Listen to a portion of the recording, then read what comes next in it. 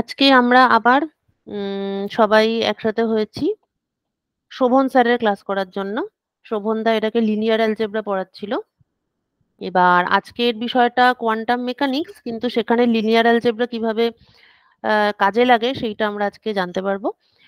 আজকের ক্লাসটা একটা অনলাইন ব্রিজ কোর্সের অন্তর্গত। এই অনলাইন ব্রিজ কোর্সটা অর্গানাইজ করছে হলদিয়া সরকারি মহাবিদ্যালয়ের পদার্থবিদ্যা বিভাগ এবং the uncertainty principal your career guide YouTube channel. সবাইকে আজকের ক্লাসে যোগদান করার জন্য অসংখ্য ধন্যবাদ। আর শোভনদাকে তো আর থ্যাঙ্কস বলার জায়গাই নেই। তাহলে ঠিক আছে, শোভনদা তুমি তাহলে শুরু করো। হ্যাঁ শুরু করছি। তো মানে কোয়ান্টাম মেকানিক্স পড়ার মানে প্রত্যেক যারা টিউটার তারা বিভিন্নভাবে কোয়ান্টাম মেকানিক্সটাকে টিচ করেন।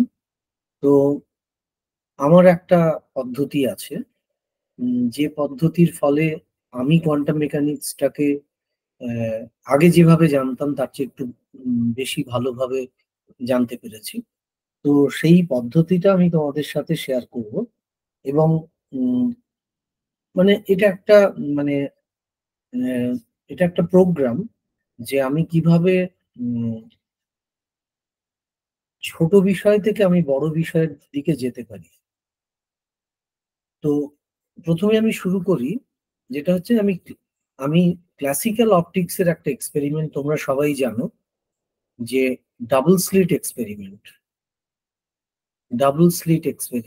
Young's double slit experiment. এখানে কি বলা হয়?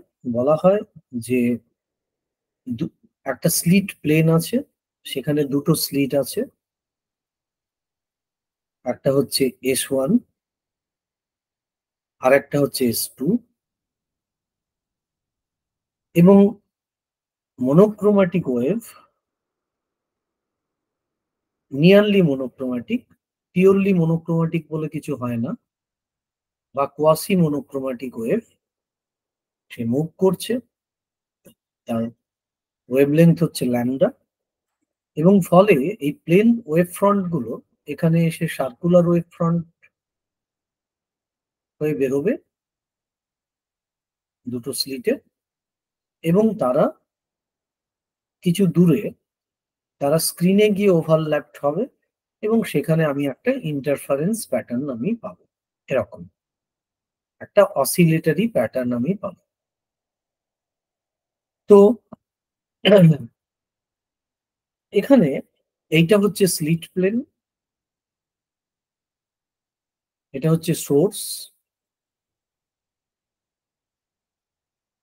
আর এটা হচ্ছে স্ক্রিন। এটা হচ্ছে স্ক্রিন। এটা একটা স্কিম্যাটিক ডায়াগ্রাম ধরা যেতে পারে, এটা একটু বেঁকে গেল স্ক্রিনটা। তো এবারে এখান থেকে ধরো আমি আমি বলি যে এটা E1 ইলেকট্রিক ফিল্ড, E1, এটা E2 ইলেকট্রিক ফিল্ড, স্লিট 2 থেকে যেটা এমিট করছে সেটা হচ্ছে ইলেকট্রিক ফিল্ড E2। তাহলে আই ইন্টেন্সিটি ইন্টেন্সিটি যে যে প্যাটার্নটাকে আমি দেখতে পাচ্ছি আমি স্ক্রিনে, যে অসিলেটরি প্যাটার্ন, তার জন্য দায়ী কে? I proportional to E1 plus E2, এটা ভেক্টর ইলেকট্রিক ফিল্ড, এর মড স্কোয়ার। তাহলে আমি লিখতে পারি I proportional to mod of E1 এর whole square plus E2 mod of E2 এর whole square plus twice E1 dot E2, E1 dot E2। Okay, কেউ একজন বলতে পারবে যে এখানে ইন্টারফারেন্স টার্ম কোনটা? এই টার্মটা কোন টার্মটা ইন্টারফারেন্স? এখানে রাইট হ্যান্ড সাইডে আমার তিনখানা টার্ম আছে। E1 dot E2 term. এইটা হচ্ছে ইন্টারফারেন্স টার্ম, এইটা হচ্ছে ইন্টারফারেন্স টার্ম। এখানে মেনলি কস থিটা ইনভলভ হয়ে রয়েছে, এবং কস থিটা ইনভলভ হওয়ার ফলে আমার থিটার ভ্যালু ম্যাক্সিমাম ভ্যালু +1 এবং মিনিমাম ভ্যালু -1, ফলে আমি কনস্ট্রাকটিভ বা ডিস্ট্রাকটিভ ইন্টারফারেন্স প্যাটার্ন আমি পাবো। এই অবধি সবাই বুঝতে পারছো? বুঝা যাচ্ছে। আচ্ছা, এইবারে আমি যদি এই টার্মটা মেনলি এই যে E1 ডট E2, এই এই টার্মটা মেনলি দায়ী হচ্ছে স্ক্রিনে এই অসিলেটরি প্যাটার্নটার জন্য দায়ী। এবারে এই টার্মটা যদি আমি বাদ দিই, এই টার্মটা যদি আমি বাদ দিই, তাহলে প্যাটার্নটা কেমন হবে? প্যাটার্নটা হবে এখানে S1 স্লিট 1 স্লিট 2, তাহলে প্যাটার্নটা হবে এরকম।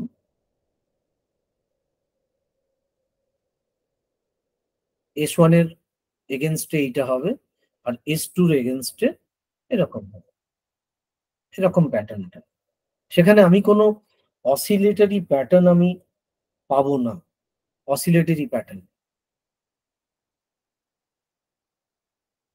তার মানে এখানে দেখো যে E1 একটা, এইটাকে আমি ভাবতে পারি যে অ্যাম্পলিচিউড, E2 টা অ্যানাদার অ্যাম্পলিচিউড, এবং এটা হচ্ছে E1 E2 এই অ্যাম্পলিচিউড অ্যাম্পলিচিউড কোরিলেশনের একটা বিষয়। ইয়ংস ডাবল স্লিট এক্সপেরিমেন্টে যেটা রয়েছে সেটা হচ্ছে যে হ্যাঁ বলো। একটু রিপিট করতে পারবেন? আপনার স্ক্রিনটা মাঝে দেখা যাচ্ছিল না। এখন ঠিক আছে, দেখতে পাচ্ছ? না, এবার দেখতে পাচ্ছি, আগে মানে কিছুক্ষণ আগে একটু দেখা যাচ্ছিল না। আচ্ছা ঠিক আছে, এই টার্মটাকে যদি আমি বাদ দিয়ে দিই, এই টার্মটাকে যদি আমি বাদ দিই, তাহলে প্যাটার্নটা হবে, স্ক্রিনের প্যাটার্নটা এরকম আসবে। আচ্ছা, অ্যাজিভ এইটা হবে, এইটাকে বলতে পারি I1 প্লাস এটা হচ্ছে I2। কোনো ইন্টারফারেন্স আমি দেখতে পাচ্ছি না, বা অসিলেটরি প্যাটার্ন আমি দেখতে পাচ্ছি না এইটা। কিন্তু এই টার্মটা দায়ী হচ্ছে এই প্যাটার্নটার জন্য, এই প্যাটার্নটার জন্য। ওকে, তো অ্যাকচুয়ালি এই ইয়ংস ডাবল স্লিট এক্সপেরিমেন্ট, এটা বেসিক্যালি বলা হয় যে এটা একটা অ্যাম্পলিচিউড অ্যাম্পলিচিউড কোরিলেশনের ঘটনা। Amplitude amplitude correlation, amplitude correlation. তো আমি এতক্ষণ যা করলাম এই পুরোটাই হচ্ছে, এটা আসবে তোমার ক্লাসিক্যাল অপটিক্সের ব্যানারে, ক্লাসিক্যাল অপটিক্সের। আর এইটাকে আমি বলতে পারি, এই প্যাটার্নটাকে আমি বলতে পারি I1 + 2। তাহলে আমি দেখতে পাচ্ছি যে শুধু I1 + 2 এটা। তো এই অবধি আশা করি সবাই বুঝতে পেরেছো। তো এরপরে আসি, তো এটা ফুললি কনসিস্টেন্ট একটা বিষয়, ম্যাক্সওয়েলস থিওরি অফ লাইটের সাথে ফুললি কনসিস্টেন্ট। এবং শুধু ইলেকট্রোম্যাগনেটিক ফিল্ড কেন, সাউন্ড ওয়েভের জন্য তোমরা জানো যে আমরা ইন্টারফারেন্স পাই, কোথাও সাইলেন্স জোন, কোথাও লাউড জোন, এইভাবে আমি পাই। তো এবারে এবারে আসি অন্য একটা এক্সপেরিমেন্ট। সেই এক্সপেরিমেন্টটা হচ্ছে ফেইনম্যানস থট এক্সপেরিমেন্ট। ফেইনম্যান, আমি নেক্সট পেজে যাচ্ছি।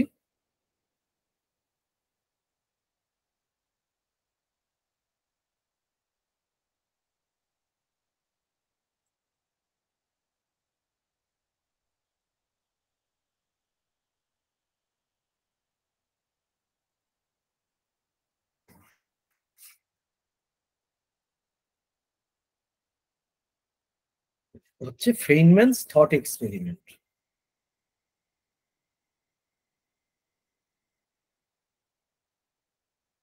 ফেইনম্যানস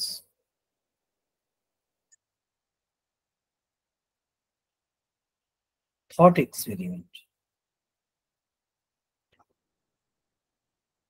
থট এক্সপেরিমেন্ট।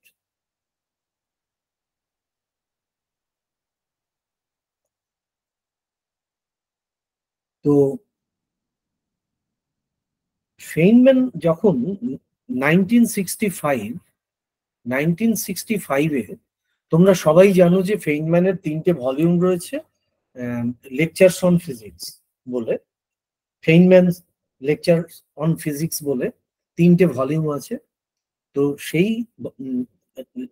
বইগুলো লেখা হয়েছিল actually Feynman 1965 California institute of টেকনোলজিতে কিছু আন্ডার গ্র্যাজুয়েটের জন্য কিছু লেকচার দিয়েছিলেন, এবং সেখানে উনি কোয়ান্টাম মেকানিক্স কিভাবে পড়ানো হবে তার একটা মডিউল তৈরি করেন। সেই মডিউলের মধ্যে এরকম একটা থট এক্সপেরিমেন্টের তিনি অবতারণা করেন। আমরা তো অনেকভাবেই পড়ি যে প্ল্যাঙ্কস রেডিয়েশন ল, কোয়ান্টামস এফেক্ট, অমুক তসুক অনেক কিছু বলি, কিন্তু এটা পুরোপুরি ফেইনম্যানের অ্যাপ্রোচ। তো আমার মনে হচ্ছে এটা খুব এলিগেন্ট, তাই আমি আলোচনা করছি এটা। তো 1965 এবং তখন ওনার ওই লেকচার নোটের উপর বেশ করে এই 3টে বই বেরোয় পরবর্তীকালে। তো সেই থট এক্সপেরিমেন্টটা কিরকম? থট এক্সপেরিমেন্টটা হচ্ছে যে আবার সেই ডাবল স্লিট, এটা থট, তখনও কিন্তু ল্যাবরেটরিতে 1965 এটা কিন্তু এই এক্সপেরিমেন্টটা ল্যাবরেটরিতে আসেনি। তো ফিজিক্স এইভাবেই এগিয়েছে, অনেক সময় থট এক্সপেরিমেন্ট নিয়ে হাত ধরে এগিয়েছে। এটা আবার সেই ডাবল স্লিট। এখানে সাপোজ মনে করো এখানে একটা ফোটন সোর্স আছে, ফোটন সোর্স, এটা স্লিট 1, স্লিট 2, ফোটন সোর্স। এবং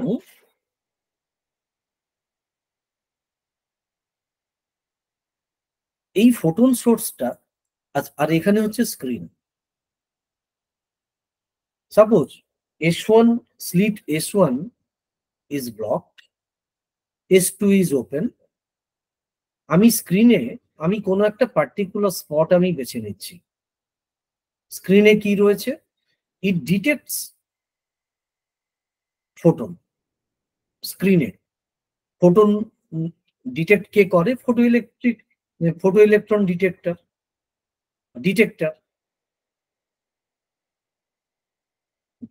ডিটেক্ট করবে, ফোটন ডিটেক্ট করবে, সেখান থেকে ইলেকট্রন বেরোবে, তার একটা মেজারমেন্ট হবে যে আমি ফোটনের কাউন্টটা পাবো, যে কটা ফোটন কত সময় ধরে পড়লো। তো আমি একটা পয়েন্ট আমি বেছে নিচ্ছি, স্ক্রিনে বেছে নিচ্ছি, সেটা হচ্ছে এ পয়েন্ট, এ স্ক্রিনে পার্টিকুলার কোনো একটা ডিটেক্টর। আমি দেখতে চাইছি যে প্রথমে আমি লাইট সোর্সটাকে,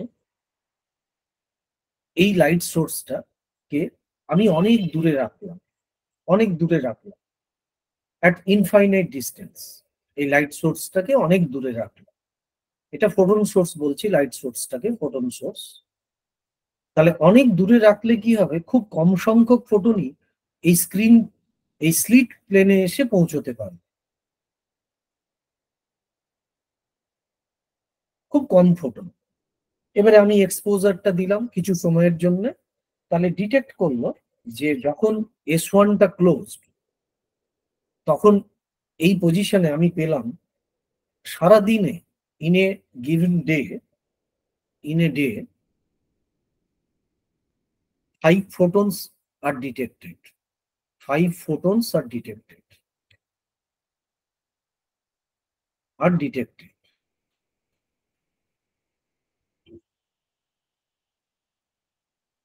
এটা সেকেন্ড এক্সপেরিমেন্ট, এটা এক্সপেরিমেন্ট নাম্বার 1। একইভাবে ফোটন সোর্সটা ইনফাইনাইট ডিস্টেন্সে রয়েছে, আমি এইখানে এ পজিশনে একই এক্সপেরিমেন্ট রিপিট করা হলো, শুধু এখানে যেটা রয়েছে যে S1টা ওপেন, S2টা closed. S1 is open, S2 is closed.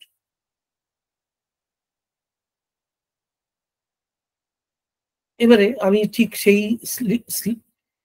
আমি ডিটেক্টরে ঠিক এই পজিশনটাতে এ পজিশন, সেই এ ডিটেক্টরে আমি দেখলাম যে এখানেও সারা দিনে আমি দেখতে পেলাম যে 3খানা ফোটন এসে জমা হলো।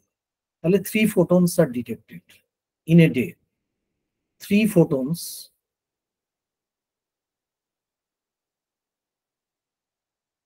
are detected.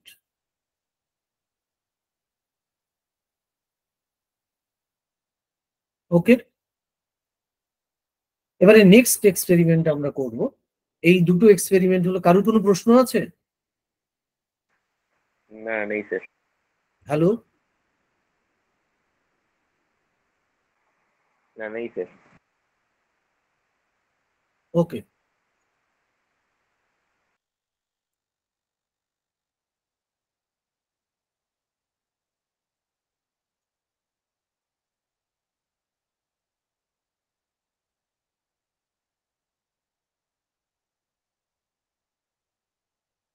আমরা থার্ড এক্সপেরিমেন্টটা করব, যে একইভাবে ওই ডাবল স্লিট, এবং থার্ড এক্সপেরিমেন্টটা হবে এই slit, both slits are open, S1 is open, S2 is open, photon source is placed at infinity,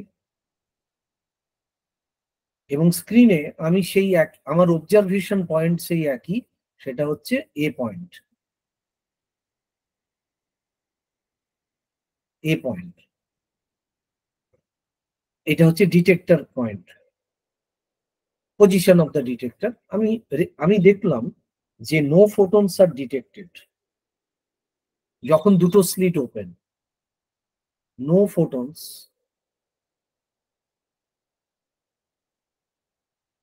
R detected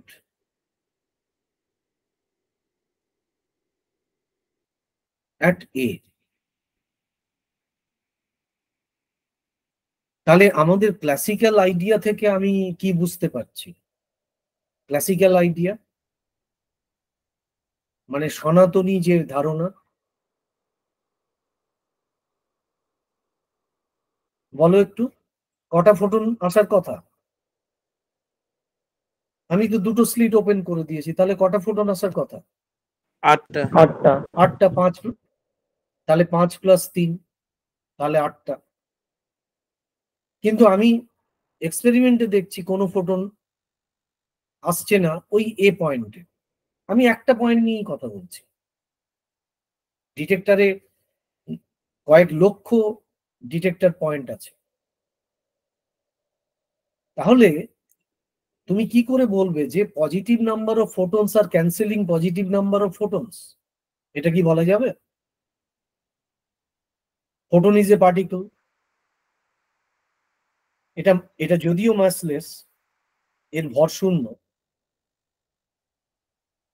এটা কি বলা যাবে যে positive number of photons cancelling positive number of photons? না, বলা যাবে না। তাহলে এর ব্যাখ্যা কিভাবে হবে? আচ্ছা, এবারে একটা টুইস্ট আনা হলো। এটা হচ্ছে 3 নম্বর এক্সপেরিমেন্ট। এবার 4 নম্বর এক্সপেরিমেন্ট হচ্ছে আবার সেই ডাবল স্লিট,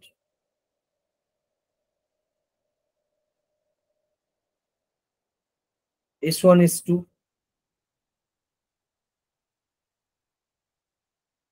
মনে করো তোমার ফোটন সোর্সটা মোটামুটি কাছাকাছি রয়েছে।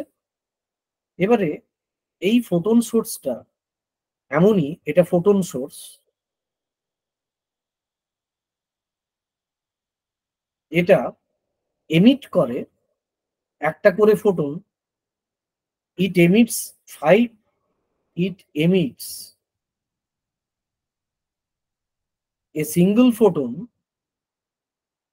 photon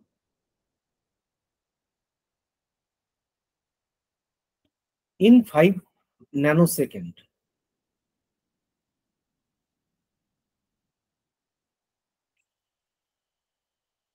সিঙ্গল ফোটন পার 5 ন্যানোসেকেন্ডে একটা করে ফোটন এমিট করে। তাহলে 24 ঘন্টায় কটা ফোটন এমিট করবে বলো? 24 ঘন্টা ইন্টু 60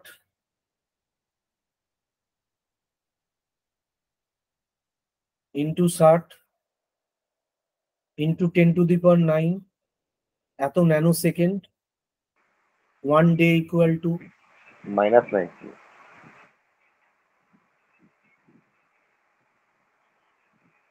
না না, আমি সেকেন্ডটাকে তো ন্যানোসেকেন্ড করছি না, ও আচ্ছা আচ্ছা, হ্যাঁ হ্যাঁ। সেকেন্ডটাকে ন্যানোসেকেন্ড করলাম। তাহলে নাম্বার অফ ফোটন কটা পাবো আমি? নাম্বার অফ ফোটন কটা পাবো? 24 ইন্টু 60 ইন্টু 60 ইন্টু 10⁹ এবং 5 ন্যানোসেকেন্ডে একটা করে ফোটন এমিট করছে। তাহলে এতগুলো হিউজ নাম্বার, হিউজ নাম্বার।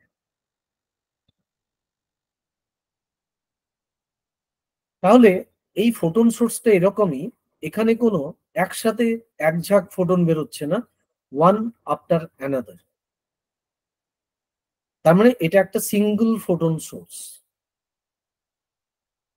ইট emits photon one after another. এবার সারা দিন আমি এই যন্ত্রটিকে চালু রেখেছি। এই ডিটেক্টর প্লেনটা আমার একটা ব্ল্যাক বক্স,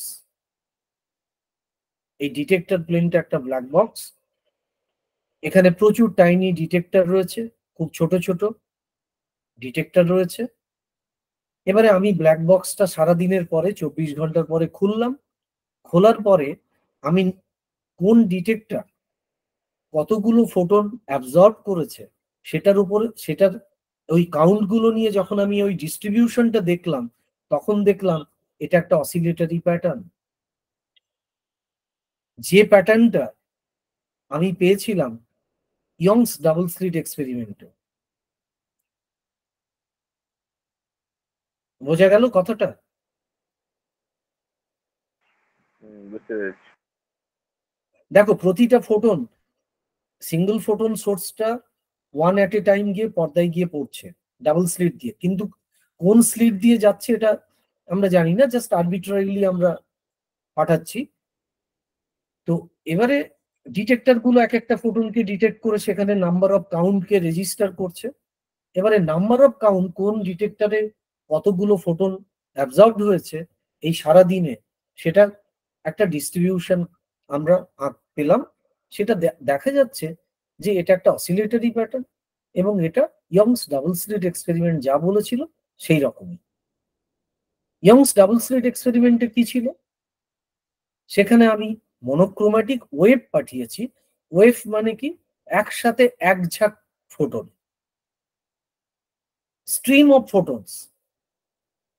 কিন্তু এখানে এই এক্সপেরিমেন্টে আমি পাঠিয়েছি, এটা সিঙ্গল ফোটন সোর্স, এটা সোডিয়াম লাইট নয়,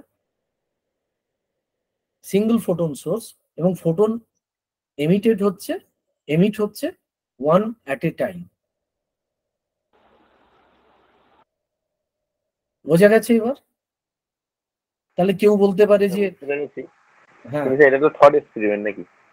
হ্যাঁ, থট এক্সপেরিমেন্ট। এবারে আমি বলবো, দাঁড়াও, থটটা কিভাবে রিয়ালিটিতে এলো তার রেফারেন্স আমি দেব। আচ্ছা আচ্ছা। তো এই ঘটনাটাকে দেখো, তুমি কি পড়েছো? তুমি অপটিক্সে, ক্লাসিক্যাল অপটিক্সে, তুমি অপটিক্সে কি পড়েছো? যে ইন্টারফারেন্স, কি পড়েছো বলো? Interference, interference is the hallmark of waves. Hallmark of waves. আমরা জানি যে পার্টিকলস কখনো ইন্টারফারেন্স ঘটায় না।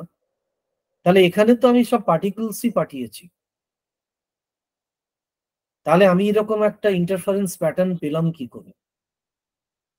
এই ঘটনাটাকে আমি কিভাবে ব্যাখ্যা করব? আমার চিরাচরিত যে ধারণাটা ছিল ইয়ংস ডাবল স্লিট এক্সপেরিমেন্ট করতে গিয়ে, সেই ধারণা থেকে আমি বেরোবো কি করে? আমি তো দেখতে পাচ্ছি এটা interference pattern number of counts দেখে।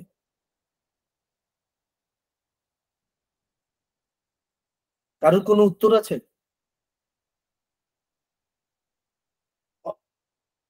কিছু মনে হলে বলো যে হ্যাঁ এটা মেনে নিতে খুব অসুবিধে হচ্ছে। একমাত্র ওয়েভ হলে সম্ভব, তাহলে পার্টিকেলে নিশ্চয়ই ওয়েভ নেচারও আছে।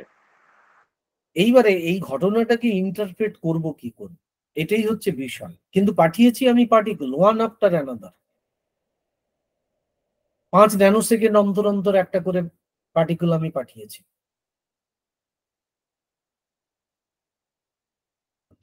তার মানে কি ও যখন ওই স্লিটটাকে ক্রস করছে তখন ওয়েভ হয়ে যাচ্ছে, ওয়েভ ফর্মেই আছে।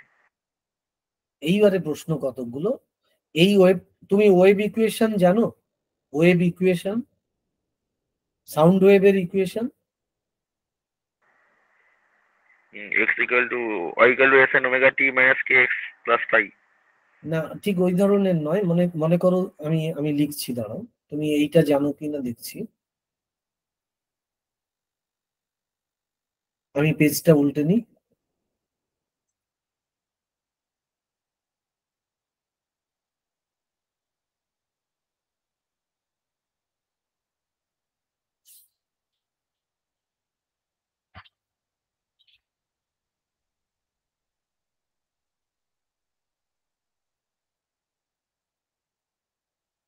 এই ওয়েভ ইকুয়েশনটা কি জানো, যে ইলেকট্রিক ফিল্ড কিভাবে, আমি যদি জেনারেল ওয়েতে লিখি 1/v স্কোয়ার বা C square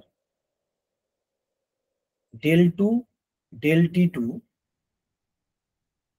y is a function of xt, আমি ওয়ান ডাইমেনশনালি লিখছি, মাইনাস del 2 del x2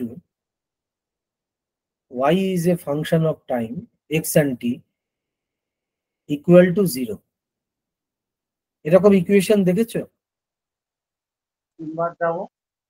এটা তো ওয়েভ ইকুয়েশন নাকি?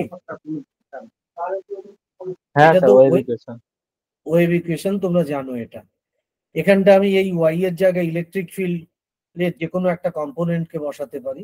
এটা 3 ডাইমেনশনাল হলে কি হবে, যে স্পেসটা যদি 3 ডাইমেনশন হয় তাহলে del 2 del x2 del 2 del y2 plus del 2 del z2 acting on yx2, এটা যেমন আছে তেমনি থাকবে। তাহলে এটাকে আমি লিখতে পারি 3 ডাইমেনশনে, লিখতে পারি 1/c square del 2 del t2 minus del square operator, del square অপারেটরটা জানো নিশ্চয়ই, acting on Laplacian operator acting on xt equal to 0। এটাকে আরো শর্ট হ্যান্ডে লেখা হয় বক্স অপারেটর, এটাকে বলা হয় wave operator. Wave operator acting on yxt equal to 0। ওকে, যদি কোনো এই হচ্ছে ওয়েভ ইকুয়েশনের চেহারা। এবারে তুমি যে ওয়েভটার কথা বলছো, তুমি বলছো যে এই ডাবল স্লিট, এখান থেকে সিঙ্গল ফোটন যাচ্ছে স্লিট থেকে, যে কোনো একটা স্লিট থেকে বেরোনোর পরে তুমি বলছো ওটা ওয়েভ হয়ে যাবে, ওয়েভ হয়ে যাবে। সেই ওয়েভটা কি এই ইকুয়েশনটা মেনে চলে?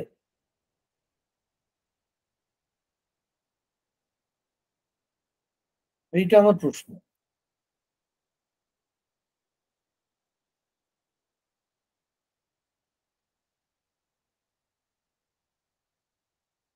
অ্যাকচুয়ালি যদি ওয়েভ হয় তাহলে তো চলার কথা। আমি বলছি, শোনো, এইখানে গল্পটা কি, যে আমি এখান থেকে স্ট্যাটিস্টিক্যালি লার্জ নাম্বার অফ ফোটনকে আমি পাঠিয়েছি, পাঠানোর পরে আমি স্ক্রিনে এরকম অসিলেটরি প্যাটার্ন আমি দেখতে পাচ্ছি, রাইট? এই ঘটনাটাকে ব্যাখ্যা করব কি করে? এই ব্যাখ্যা করার জন্য আমাদের একটা অবতারণা হলো, আমরা একটা ম্যাথমেটিক্যাল ওয়েভের কনসেপ্ট নিয়ে আসি।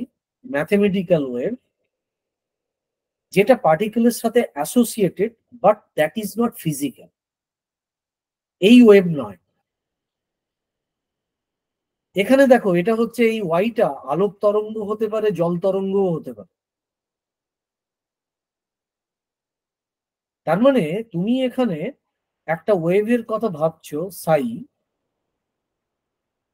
এইটাকে বলা হয়, অনেকে কেউ বলে পার্টিকেল ওয়েভ বা ওয়েভ ফাংশন, কিছু একটা বলে, মানে you associate a mathematical wave with the particle. এবারে এটা যদি ওয়েভ হয়, তাহলে ওয়েভের ধারণা কি, না এখানে অ্যামপ্লিচিউড ডিভিশন হবে, অ্যামপ্লিচিউড ডিভিশন হবে। তাহলে এইটা যদি ওয়েভ হয়, তাহলে ইন্টেন্সিটি কি হবে, ইন্টেন্সিটি প্রপোর্শনাল টু কি হবে, এটা দুভাগে ভাগ হবে, অ্যামপ্লিচিউড ডিভিশন হবে, একটা হবে সাই 1 আর একটা হবে সাই 2। এই অ্যামপ্লিচিউড ডিভিশন ঠিক আগের মতোই, এটাকে মড স্কোয়ার করলে তাহলে এখান থেকে বেরোবে সাই 1, এখান থেকে বেরোবে সাই 2, সাই 2। তুমি কিন্তু দেখো একটাই পার্টিকেল, কিন্তু দুটো স্প্লিটের, তুমি অ্যাজিভ যেন দুটো ওয়েভ ফাংশনকে অ্যাসোসিয়েট করছো, S1 এর সঙ্গে সাই 1, S2 এর সাথে সাই 2। তোমার কাছে দুটো দরজা, তুমি একটা মানুষ, তুমি কি একই সাথে দুটো দরজা দিয়ে ঢুকতে পারবে? না না না। তুমি ঢুকতে পারবে না। তার মানে দুটো দরজার ভেতর দিয়ে ঢোকাটা হচ্ছে মিউচুয়ালি এক্সক্লুসিভ। তুমি যদি S1 দিয়ে ঢোকো, তাহলে S2 দিয়ে পারবে না, ভাইস ভার্সা। এখানে কিন্তু সিঙ্গল পার্টিকেল বলছি, সেই পার্টিকেলটা কিন্তু একই সাথে দুটো স্লিট দিয়ে যাচ্ছে। এটা মেনে নিতে খুব কষ্ট, কিন্তু এটাই হচ্ছে কোয়ান্টাম মিস্ট্রি, এটাই হচ্ছে কোয়ান্টাম মেকানিক্সের রহস্যটা। তাহলে যদি এই এই সুপারপজিশনটা কখন, যখন তুমি আগে করেছো যে এখানে ইলেকট্রিক ফিল্ড এটা দুভাগে ভাগ হয়েছে, E1 E2, এখানেও ঠিক একই অ্যানালজি থেকে বলা হচ্ছে এটা হচ্ছে ওয়েভ ফাংশন, এটা দুটো ভাগে ভাগ হলো সাই 1 প্লাস সাই 2, এটা একটা অ্যামপ্লিচিউড, এটা একটা অ্যামপ্লিচিউড, দুটো অ্যামপ্লিচিউডের অ্যাড করলাম, করে তার মড স্কোয়ার করলাম। এবং এই ওয়েভগুলো, এই এই ওয়েভগুলো সব হচ্ছে mathematical wave amplitude. Sai is not physical. Mathematical wave মানে কি বোঝাতে চাইছেন? এটা জাস্ট ম্যাথমেটিক্যাল কনস্ট্রাকশন। যেমন ধরো এন ডাইমেনশনাল স্পেস, এটা কি ফিজিক্যালি এক্সিস্ট করে? না না তোমার ফিজিক্যালি এক্সিস্ট করে কি 3 ডাইমেনশনাল স্পেস, তাই না? তাহলে তুমি যখন এন ডাইমেনশনাল স্পেসের কথা ম্যাথমেটিক্সে বলো, সেটা কি এক্সিস্ট করে? না না এক্সিস্ট করে না, আপাতত আমরা যেটুকু বিজ্ঞানের ধারণা থেকে বলতে পারি। তাহলে সেই স্পেসটা কি স্পেস? Mathematical space. এইবারে এই সাইটা, সাই ইজ এ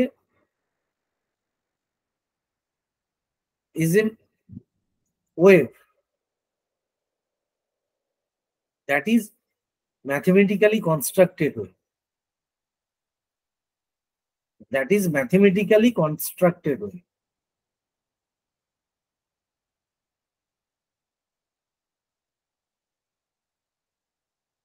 constructed এই ওয়েভ কি এই ওয়েভ ইকুয়েশন ফলো করে? this side does not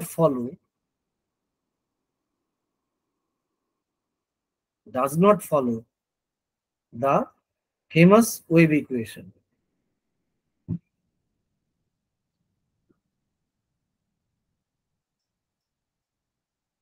কি বোঝা গেল না গেল না? এটা কোন ওয়েভ ইকুয়েশন ফলো করে? it follows Schrodinger wave equation.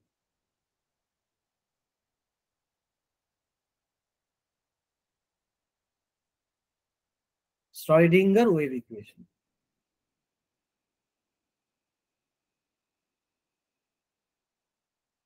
অর্থাৎ এই ঘটনাটাকে আমি এক্সপ্লেন করতে পারছিলাম না যে পার্টিকেল পাঠিয়ে infinite number of large particle one after another পাঠিয়ে আমি কি করে ইন্টারফারেন্স প্যাটার্নটাকে তৈরি করলাম। এটাই কোয়ান্টাম মিস্ট্রি। আমি কনসিডার করছি ফোটন একই সাথে দুটো স্লিট দিয়ে একই সাথে বেরোচ্ছে।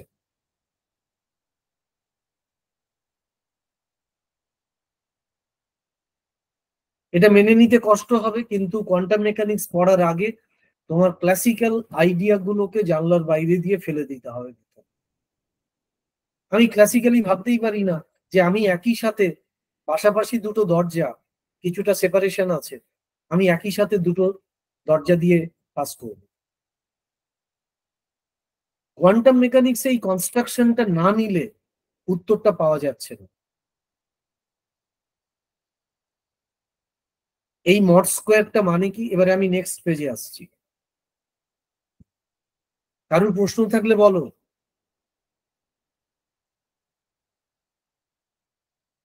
বলছি স্যার, মেনে নিচ্ছি এটা কি সত্যিকারের হচ্ছে নাকি আমরা জোর জবরদস্তি মেনে নিচ্ছি মেলানোর জন্য?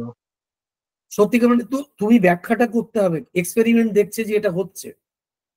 এক্সপেরিমেন্ট কি দেখছে? অসিলেটরি প্যাটার্নটা দেখছে। তাহলে এক্সপেরিমেন্ট যদি দেখার চেষ্টা করে সত্যি ফোটনটা কি করছে, আমি সেটাতেই আসছি। এবারে মনে করো আমরা বাধ্য হচ্ছি এক্সপেরিমেন্টটা ভ্যালিড এক্সপেরিমেন্ট, আমি রেজাল্টটা ওই রকম অসিলেটরি প্যাটার্ন পাচ্ছি, তাহলে এটাকে তো আমাকে ব্যাখ্যা করতে হবে। এই ব্যাখ্যা করতে গিয়ে আমার সাইয়ের অবতারণা হলো। এবারে দেখো আমি একটা টুইস্টেড এক্সপেরিমেন্টে কিছু টুইস্ট মনে করো। তুমি এইখানে একটা চোখ রেখেছো, কোন একটা যন্ত্র, এটা S1, S1, এটা S2, এটা স্লিট নয়, এটা ডিটেক্টর প্লেন, আর এটা হচ্ছে ফোটন সোর্স। তুমি মনে করো কোনো একটা টাইম টাইম পর্যন্ত তুমি ধরো 1,00,000 ফোটন পাঠিয়েছো। 1,00,000, 1 লাখ ফোটন পাঠিয়েছো, কোনো পক্ষপাতিত্ব নেই। সে যে কোনো স্লিট দিয়েই সে মোটামুটি ফোটন তুমি পাঠাচ্ছ, এরকম এরকম এরকম করে তুমি 1,00,000 ফোটন পাঠিয়েছো। এটা কিন্তু থট এক্সপেরিমেন্ট। এবারে এই যে লোকটি বসে আছে বা এই যে যন্ত্রটি, এ কি করছে? এ একটা ডিটেক্টর, এ অবজার্ভ করছে ফোটনটা কোন স্লিট দিয়ে যাচ্ছে। ধরো 1 নাম্বার ফোটনটা ও নজর করলো যে এটা S1 দিয়ে গেল, 2 নাম্বার ফোটনটা এটাও S1 দিয়ে গেল, 3 নাম্বার S2 দিয়ে গেল। এইভাবে ও পরপর পরপর যে ট্রায়াল গুলো হচ্ছে সব ট্রায়াল গুলোকে ও নোট করছে। ও দেখলো যে 50,000 ফোটন স্লিট 1 দিয়ে গেছে, তাহলে S1 দিয়ে কত গেছে? 50,000, 50,000, 50K। S2 দিয়ে গেছে 50K। ও কিন্তু ডিটেক্ট করলো। এবারে বলো তুমি স্ক্রিনে কি প্যাটার্ন পাবে? তোমার কি আন্দাজ?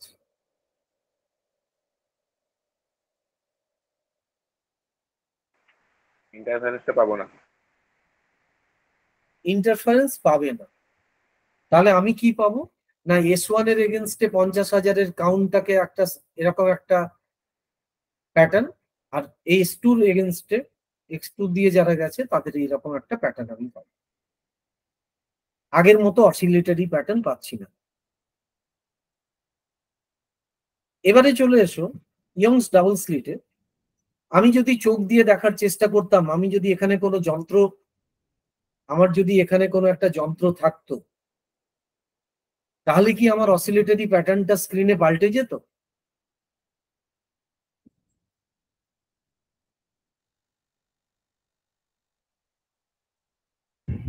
না স্যার, পাল্টাতো না, পাল্টাতো না। কিন্তু এখানে পাল্টে যাচ্ছে, এখানে পাল্টে যাচ্ছে। তার মানে কি, এই যে ফোটন যে একই সাথে তুমি যে সিচুয়েশনটা কনসিডার করেছো, যে সাইটা দুটো ভাগে ভাগ হয়ে যাচ্ছে, সাই 1 প্লাস সাই 2, এবং প্রথম ফোটনটা দুটো স্লিট দিয়েই পাস করবে, যেটা কোয়াইট তোমার ভাষায় আনফিজিক্যাল।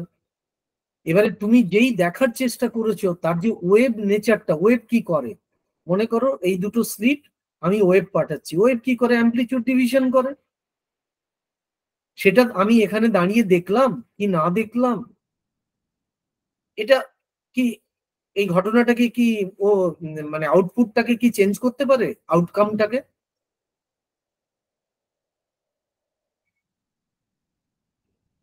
কি মনে হয়? অবজারভারের করবে না। প্রতিক্রিয়ায় ডিপেন্ড করছে। তার মানে কি, ক্লাসিক্যাল এক্সপেরিমেন্টের ক্ষেত্রে যে আমার দেখা বা না দেখা এক্সপেরিমেন্টের রেজাল্টকে চেঞ্জ করতে পারে না।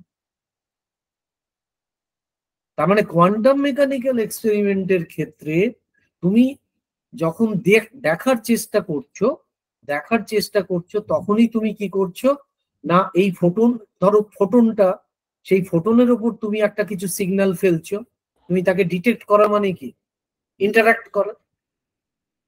তখন কি হচ্ছে, সে তার ওয়েভ নেচারটাকে, যে ম্যাথমেটিক্যাল ওয়েভ নেচার, সেটা নষ্ট হচ্ছে।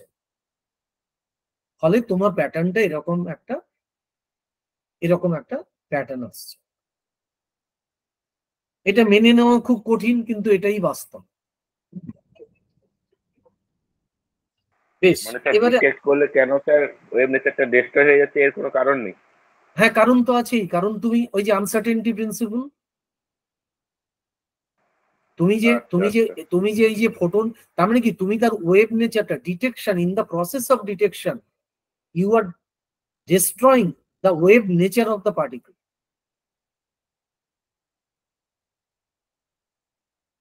বুঝতে পারলে তো, তুমি তার ওয়েভ নেচারটাকে নষ্ট করছো। মানে মানে এই ডিটেকশনটা কিভাবে ওয়েভ নেচারটাকে নষ্ট করছে সেটা বলছি।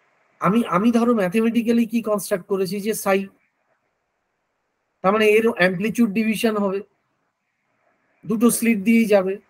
কিন্তু আমি যেই হ্যাঁ। এটাকে দেখার চেষ্টা করলাম পার্টিকেলটাকে, সাথে সাথে এর আর অ্যামপ্লিটিউড ডিভিশন হবে না। মানে সাইমেলটেনিয়াসলি এর দুটো স্লিট দিয়ে এর যাওয়ার, আমি বলতে পারি যে অ্যামপ্লিটিউড, দুটো স্লিট দিয়ে কিছু কিছু অ্যামপ্লিটিউড থাকার কথা যদি না দেখতাম, দেখার ফলে ও কিন্তু একটা স্লিটের অ্যামপ্লিটিউডটা অবশিষ্ট থাকবে, আরেকটাতে 0, ফলে ইন্টারফারেন্সটা হবে না। কখনো সাই 1 থাকবে, কখনো সাই 2 থাকবে। এটা একটু হজম করা কষ্ট। তো মানে আমি বারবার বলছি যে এটা তো মানে কোয়ান্টাম মেকানিক্স, মানে ক্লাসিক্যাল ফিজিক্স, মানে আমাকে যদি কেউ বলে যে কোয়ান্টাম মেকানিক্স কি, আমি বললাম যেটা ক্লাসিক্যাল মেকানিক্স নয়। এইভাবে একটা সহজ উত্তর দেওয়া যেতে পারে। তো এবারে আরেকটা এক্সপেরিমেন্ট এর কথা বলি, সেটাও থট এক্সপেরিমেন্ট।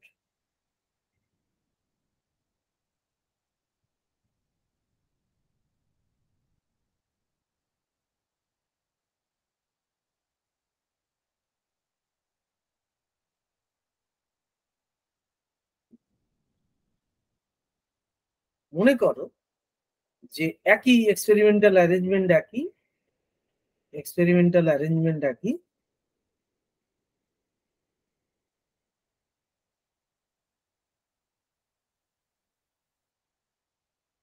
আমি করলাম কি, এখানে আমি একটা ডিটেক্টর রেখেছি যে নজর করবে যে পার্টিকেলটা কোন স্লিট দিয়ে যাচ্ছে,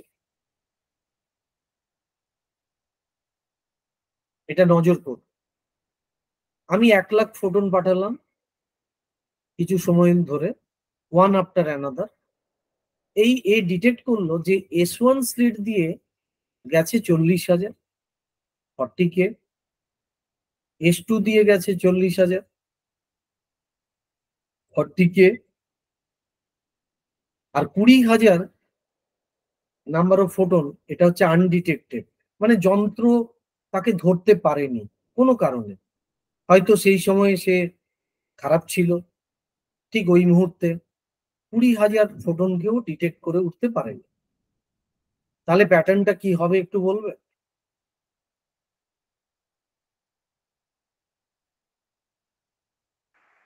আমার মনে তো আধা অসিলেটরি আধা নর্মাল হওয়া উচিত। এক্স্যাক্টলি, ওটা হবে কি রকম, এরকম দুটো, এরকম একটা ইন্টেন্সিটি প্যাটার্ন একটা S1 এর এগেনস্টে আর একটা S2 এর এগেনস্টে থাকবে। আর যে এই যে 20,000 ফোটন আনডিটেক্টেড, এরা ওয়েভ নেচার এদের রয়ে যাবে, তারা কিন্তু এরকম একটা অসিলেটরি প্যাটার্ন, খুব হালকা, কারণ নাম্বার অফ ফোটন কমে গেছে, 20,000 হয়ে গেছে, ফলে এরকম একটা অসিলেটরি প্যাটার্ন এরকম আমি পর্দা জুড়ে পাই।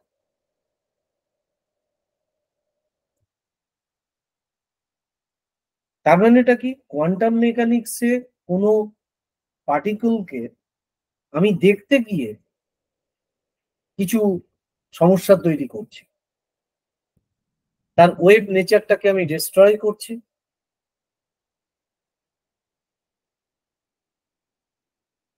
বেশ, এই এক্সপেরিমেন্টটা আমি যা যা বললাম, এই এক্সপেরিমেন্টটা 2012 সালে সিঙ্গল ফোটন লেজার আবিষ্কার হয়েছে। In the mean time Feynman যখন এই এক্সপেরিমেন্টের কথা বলে, সেটা 1965, সেটা ছিল থট এক্সপেরিমেন্ট।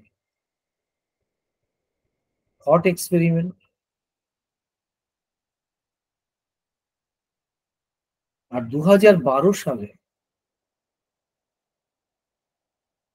রোজার বাক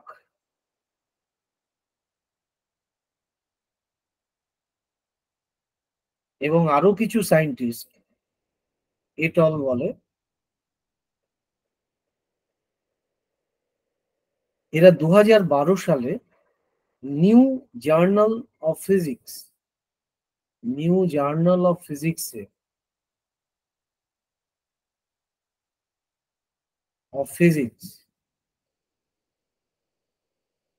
ভলিউম 15, পেজ নাম্বার হচ্ছে 033018, এটা 2012 সালে এই পেপারটা পাবলিশড হয়। এবং সেখানে ফেইনম্যান যা যা 65 সালে যা যা প্রেডিক্ট করেছিলেন, সবটাই এখানে এক্সপেরিমেন্ট করে পাওয়া যায়।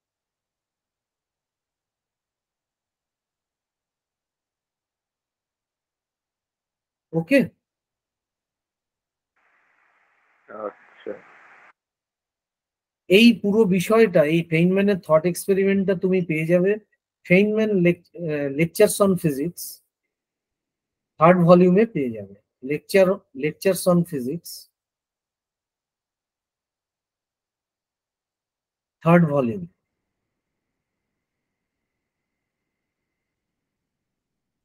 কিন্তু এই এক্সপেরিমেন্টটা দেখতে গেলে তোমাকে এই পেপারটা ডাউনলোড করতে হবে। এই পেপারটা ডাউনলোড করে দেখতে পাবে যে এক্সপেরিমেন্ট অ্যারেঞ্জমেন্টটা কি, এবং কিছু অ্যানিমেশনও এখন দিয়েছে এই পেপারের সাথে। সেই অ্যানিমেশনটাও দেখে তোমরা বুঝতে পারবে যে কিভাবে প্যাটার্নটা ডেভেলপ করছে। প্রথমে মনে করো, প্রথম দু পর্দাতে গোটা 7 যদি আমি ফোটন পাঠাই, কি হবে না, কিছু ডিসক্রিট ডট। এটা দেখে তো ওয়েভ কিনা বোঝার উপায় নেই। ফোটন কিন্তু ফোটন হয়েই কিন্তু পর্দায় পড়বে। এই মাঝখানে কি হচ্ছে, মাঝখানে মানে এই শুরু এবং এখানে ডিটেকশন, এর মাঝখানের জায়গাটা কি ফোটনের নেচার কি, এটাই হচ্ছে কোয়ান্টাম মিস্ট্রি। এটাকে ব্যাখ্যা করার চেষ্টা করেছে সায়েন্টিস্ট। ফোটন রিমেন্স ফোটন, মানে এখানে ফোটন একটা পার্টিকেল, পর্দাতে ফোটন গিয়ে একটা ডট হিসেবে জমা হবে। কিন্তু এই ডটটা জমা হওয়ার প্রক্রিয়াটা, পরপর পরপর ডট জমা হচ্ছে একের পর এক, তারপরে একটা প্যাটার্ন ডেভেলপ করছে। সেই প্যাটার্নটা হচ্ছে অসিলেটরি প্যাটার্ন। যখন নাম্বার অফ ফোটন আমি যখন পাঠাবো, স্ট্যাটিস্টিক্যালি লার্জ নাম্বার অফ ফোটনকে যখন আমি ওয়ান আফটার অ্যানাদার আমি পাঠাবো।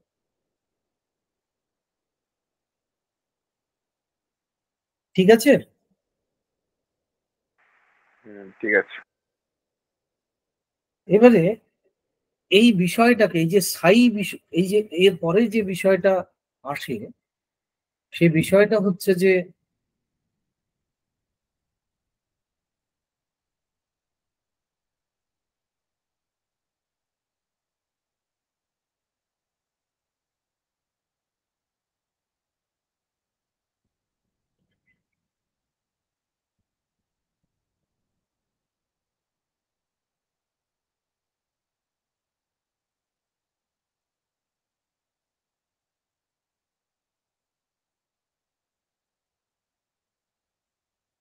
এবারে দেখো, আমরা সাই এর কথা বলেছি। সাই,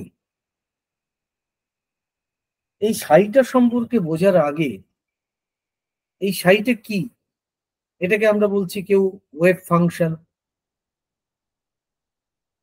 কেউ বলছি wave function,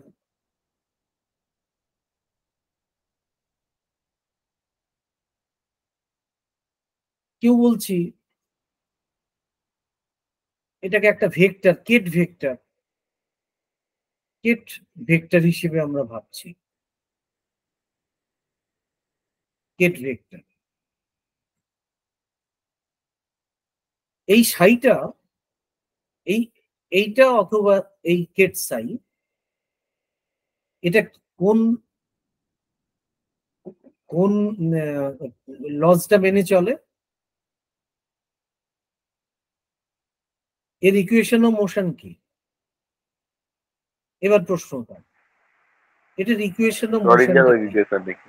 Schrödinger wave equation কোন ইকুয়েশন? টাইম ডিপেন্ডেন্ট না time independent? Time independent. Time dependent,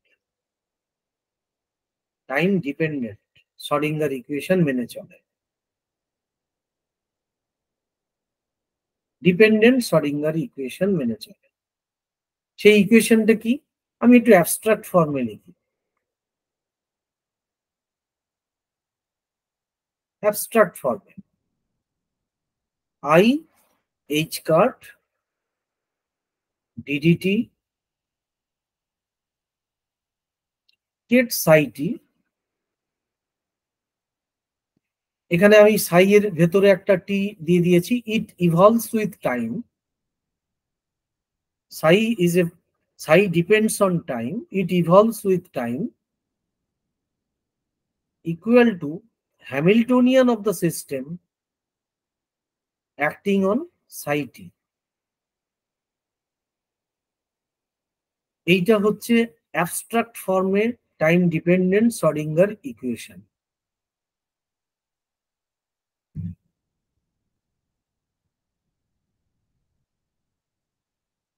এখানে দেখো, এটা একটা কেট ভেক্টর, ডান দিকেও একটা কেট ভেক্টর।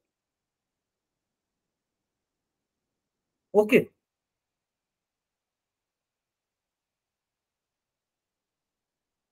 এবারে তার মানে এটা কি, কোনো একটা সিস্টেমের যদি তুমি হ্যামিল্টনিয়ান অপারেটরটাকে জানো, হ্যামিল্টনিয়ান এখানে কিন্তু একটা অপারেটর। হ্যামিল্টনিয়ানে কে রয়েছে, কি কি আছে? হ্যামিল্টনিয়ান অফ এ সিস্টেম বলতে কি বোঝো বলো? ক্লাসিক্যাল হ্যামিল্টনিয়ান বলতে তুমি কি কি বোঝো? কাইনেটিক এনার্জি,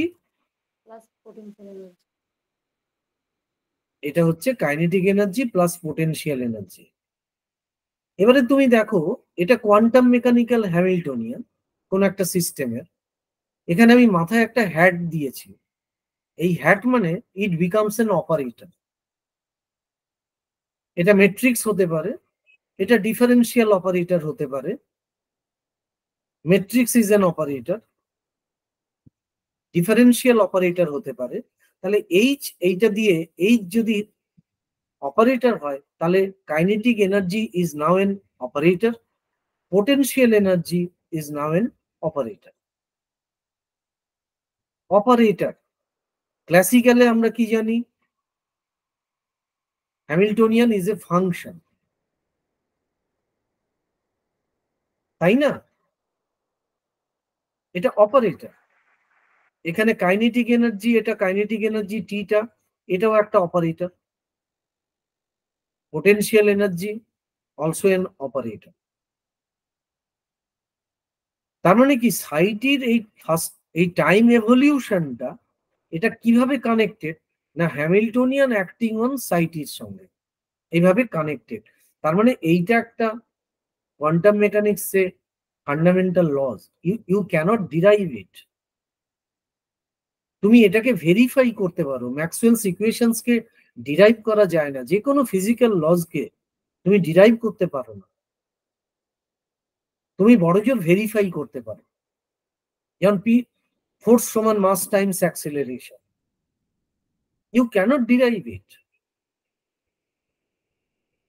তুমি এটাকে ভেরিফাই করতে পারো। ওকে, এই ইকুয়েশনটা আমি খুব অ্যাবস্ট্রাক্ট ফর্মে লিখেছি, এই ইকুয়েশনটাকে।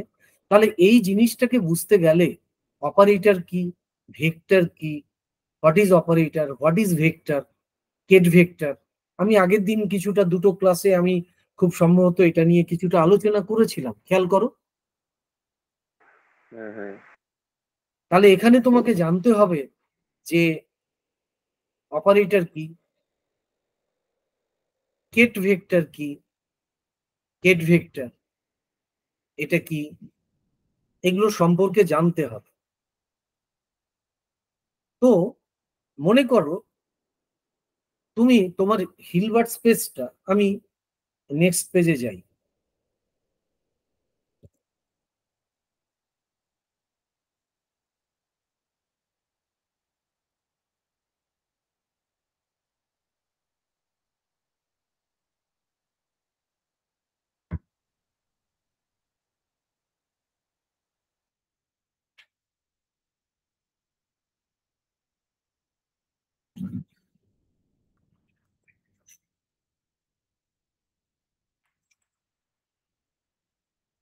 আমি আবার শর্ডিঙ্গার টাইম ডিপেন্ডেন্ট শর্ডিঙ্গার ইকুয়েশনটাকে আমি লিখছি, DDT of psi t equal to H, H এর মাথায় হ্যাট দিলাম, it is now an operator, এটা কেট ভেক্টর। আচ্ছা, এটা অ্যাবস্ট্রাক্ট। মনে করো তুমি ম্যাথমেটিক্যাল স্পেস নিচ্ছ, এটাকে বলা হয় Hilbert space. Hilbert space 2 dimensional, ধরো 2 ডাইমেনশনাল হিলবার্ট স্পেস, এটা একটা mathematical space. 2 dimensional Hilbert space.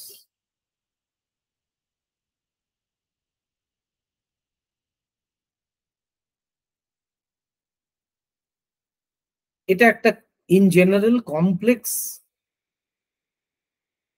Vector space.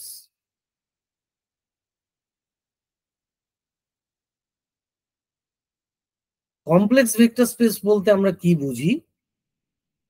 মনে করো তোমার 2 ডাইমেনশনাল হিলবার্ট স্পেস, আমি যদি ছবি আঁকার চেষ্টা করি, এরকম একটা হিলবার্ট স্পেস 2 ডাইমেনশনাল, এখানে দুটো অর্থোগোনাল অ্যাক্সিস নিয়েছি, তাহলে একটা অ্যাক্সিসকে আমি φ1 কেট দিয়ে ডিনোট করছি, আরেকটা অ্যাক্সিসকে আমি φ2 দিয়ে ডিনোট করছি, এবং বলছি যে φ1 ইনার, এরা normalised, φ1 inner product with φ1 equal to φ2 inner product with φ2 equal to 1। এটা কি মানে? এইটা লেখার মানে কি? অর্থোগোনাল। এটা অর্থোগোনাল নয়, এটা হচ্ছে নর্মালাইজেশন কন্ডিশন। Normalisation, sorry. এটা হচ্ছে L square, basically length square, ভেক্টরটার লেন্থ স্কোয়ার। অর্থোগোনালিটি কন্ডিশন হবে φ1 inner product with φ2 equal to 0। এই দুটো জিনিসকে, একটা নর্মালাইজেশন এবং অর্থোগোনাল প্রপার্টি, এই দুটোকে আমি একসঙ্গে লিখতে পারি φi φj equal to ক্রনিকার delta. Delta I J. এখানে আবার কি হচ্ছে না, ফাই ওয়ান এবং ফাই টু এরা হচ্ছে দুটো বেসিস ভেক্টরস। তার মানে হিলবার্ট স্পেসের যে কোনো ভেক্টরকে ধরো আমি এরকম একটা সাই ভেক্টর নিলাম, সাই টি এই ভেক্টরটাকে নিলাম, অর্থাৎ এই ভেক্টরটা বা এই ভেক্টরটা আমি নিলাম, তাকে এক্সপ্রেস করার জন্য আমার দুটো বেসিস ভেক্টরস লাগবে। তোমরা পড়েছো আই আর জে। তাহলে সাই টিটাকে আমি কিভাবে লিখতে পারবো একটু বলবে? সাই টি, এদের একটা লিনিয়ার কম্বিনেশন হবে। তাহলে আমি লিখবো C1 phi one plus C2 phi two. এবারে বলো, লেফট হ্যান্ড সাইডে আমি দেখতে পাচ্ছি এই সাইটা টাইমের সাথে সাথে ভ্যারি করে। বেসিস ভেক্টরস গুলো কি টাইমের সাথে ভ্যারি করে ইন জেনারেল? না, ইন জেনারেল করে না, তাহলে সিটাকে হতে হবে। তাহলে কোনটা রাইট হ্যান্ড সাইডে টাইম ডিপেন্ডেন্সটা কে নেবে, দায়িত্ব কে নেবে? সিটা নেবে, C1 আর C2। এক্স্যাক্টলি। তাহলে এদের ভেতরে একটা করে টি দিয়ে দিই, C1 টি, এটা হচ্ছে C2 টি। তার মানে এই ভেক্টরটাকে, এই সাইটি ভেক্টরটাকে আমি যদি কোলাম ম্যাট্রিক্সের আকারে লিখি কেমন দেখতে হবে? C1 ফাংশন অফ টাইম আর C2 function of time. Function of time. এবারে তার মানে কি এটা একটা 2x1 ম্যাট্রিক্স। এই যে সাইটিটা 2-ডাইমেনশনাল হিলবার্ট স্পেসে, it becomes a 2x1 matrix.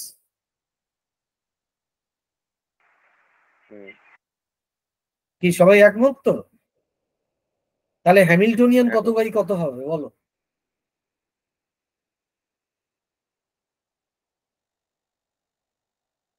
তাহলে হ্যামিল্টনিয়ান কত বাই কত হবে?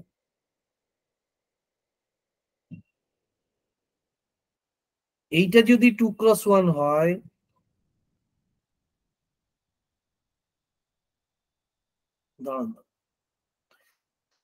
তাহলে লিখতে পারি IH কার DDT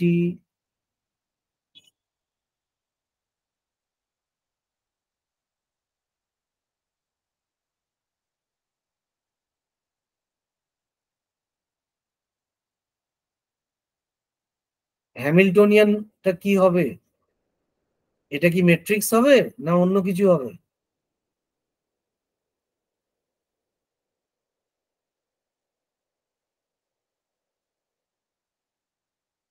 এটাকে আমি এবার বাঁ দিকটাকে আমি এইভাবে লিখতে পারি, C1 ডট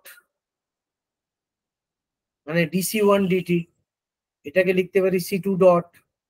তাহলে এটা একটা নতুন কলাম হলো। তাহলে রাইট হ্যান্ড সাইডে কি হবে? এই যে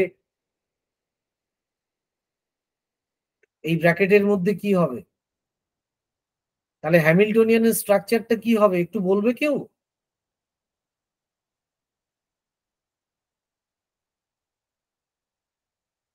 দেখো এইটার স্ট্রাকচার কি হবে, যেটা এর উপর অ্যাক্ট করে বাঁদিকে এইটা প্রডিউস করে, এটাই তো তার মানে নাকি?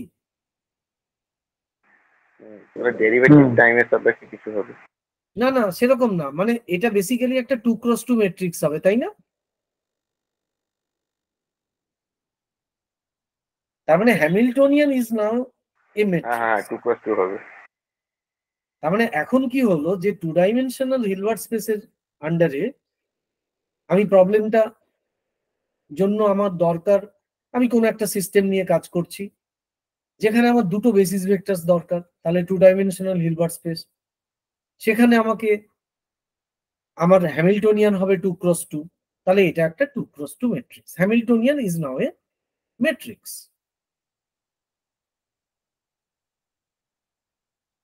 Hamiltonian is a 2x2 matrix.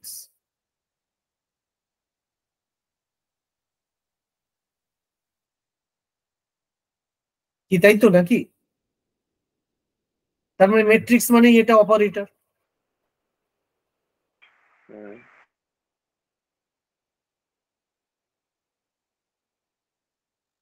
তাহলে এবারে ভাবো, কোনো একটা প্রবলেমের জন্য আমি আবার অন্য পেজে যাচ্ছি।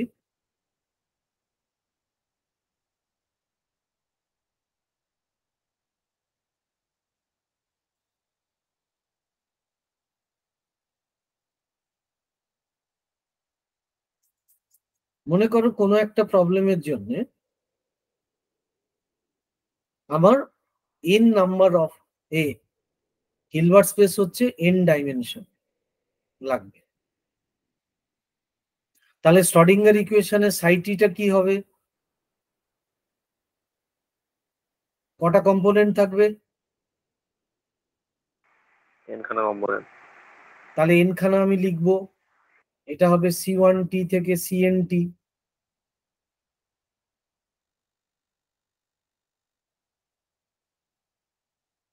C2, তাহলে হ্যামিল্টনিয়ান কত বাই কত হবে?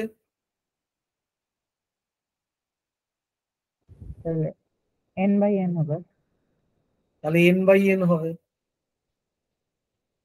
তার মানে আমার ডিপেন্ড করছে সিস্টেমটা, ডিপেন্ড করছে আমি যে ধরনের প্রবলেম করতে চাইছি সেই প্রবলেমের জন্য আমার কি ধরনের হিলবার্ট স্পেস চুজ করতে হবে। একই ফর্মুলা, কিন্তু আমার স্টেট ভেক্টরের চেহারা পাল্টে যাচ্ছে। n×1 Hamiltonian n×n।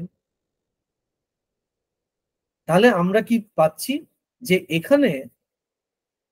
এখানে এই কম্পোনেন্ট গুলো ডিসক্রিট, C1 C2 Cn এরা ডিসক্রিট কম্পোনেন্ট, এবং number of components are finite. কি ক্লিয়ার? n মানে তো কিছু একটা নাম্বার। কিন্তু এরকম হতে পারে যে ধরো আমার হিলবার্ট স্পেস ফাইনাইট ডাইমেনশনাল, এই ইনফাইনাইট ডাইমেনশনাল, কিন্তু ডিসক্রিট। কিরকম? না, সাইটিটাকে আমি তখন লিখতে পারবো কিভাবে? সাইটি হবে আমার কি না, সেই একই ভাবে C1 থেকে আপ টু ইনফাইনাইট টার্মস। তার মানে infinite number of components will be there. Hamiltonian কত হবে? এর ডাইমেনশন কত হবে? Infinite dimension.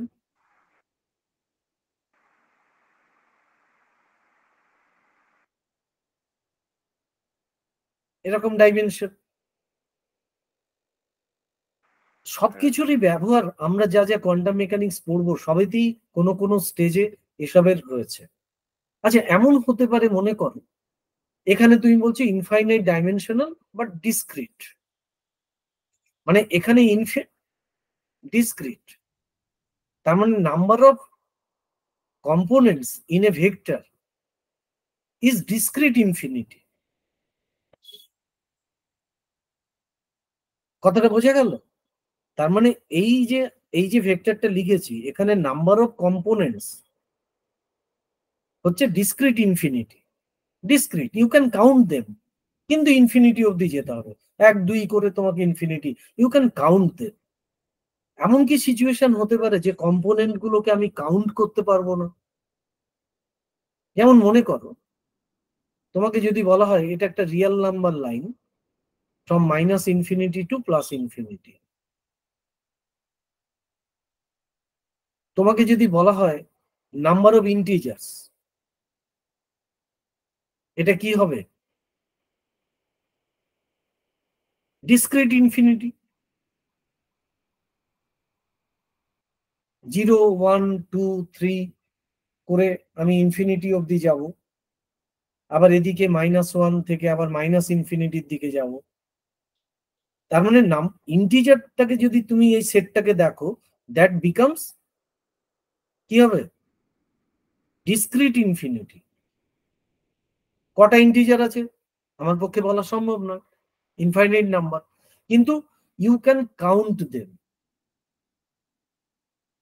কিন্তু যদি বলি যে এই মাইনাস ইনফিনিটি থেকে প্লাস ইনফিনিটির মধ্যে কটা রিয়েল নাম্বার আছে, বলো।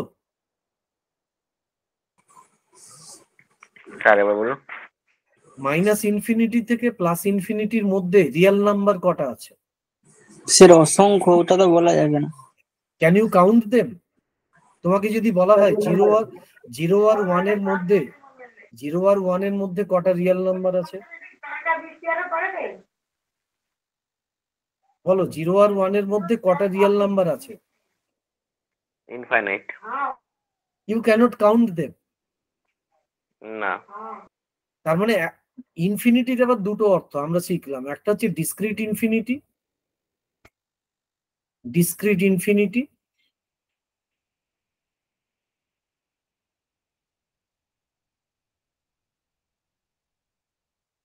আর একটা হচ্ছে কন্টিনিউয়াস ইনফিনিটি।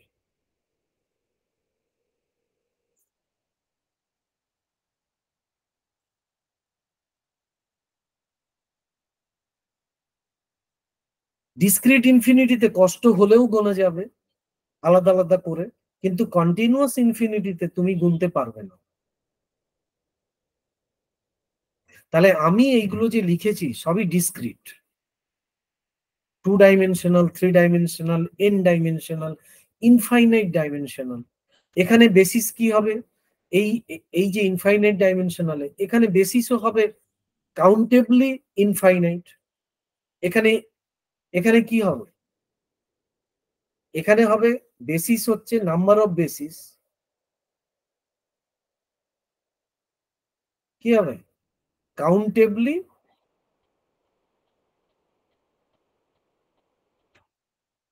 কাউন্টেবলি ফাইনাইট। এটা ফাইনাইট, এন অব্দি গেছে। এইটাতে কি লিখবো? এইটাতে number of basis uncountable finite, infinite. Uncountably infinite no, countably infinite. Count করতে পারছো তো 1 2 করে, কাউন্টেবলি ইনফাইনাইট।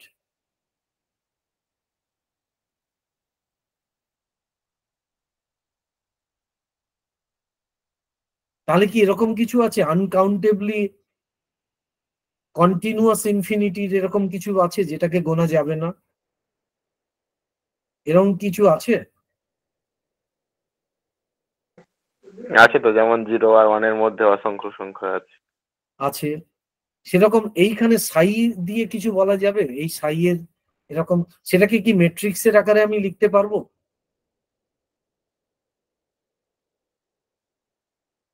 না, বা কোলাম, ম্যাট্রিক্সের আকারে কেমন লিখবো? এক্স্যাক্টলি। তাহলে তাহলে ডিসক্রিট হবে। মানে কন্টিনিউয়াস ইনফিনিটির ধারণাটা কিভাবে আসে? মানে নাম্বার অফ কম্পোনেন্টস একটা থেকে আরেকটাই তুমি কোনোভাবেই কাউন্ট করে যেতে পারবে না, তোমাকে কন্টিনিউয়াস যেতে হবে। ধরো আমি এরকম একটা ভাবি, সাপোজ মনে করো, আমি নেক্সট পেজে যাচ্ছি।